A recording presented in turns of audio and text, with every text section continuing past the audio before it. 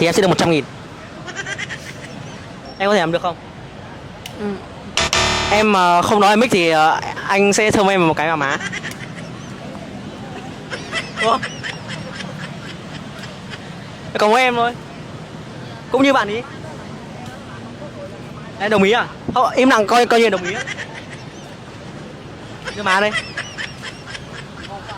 Em nghĩ sao về trò chơi này? Xong rồi nói đi. Nói đi, em cầm tiền rồi gì nữa.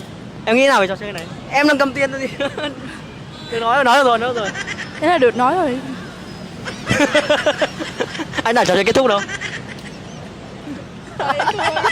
Em thua đi. Em không được nói ở mic thì em sẽ được 100.000. Nói gì đi mà. 100.000 đấy.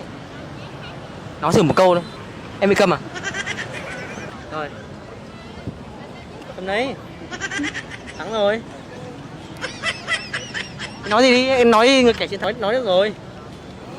Trò chơi kết thúc. Được rồi. Nhưng mà chơi kết thúc rồi là em là người yêu anh rồi á.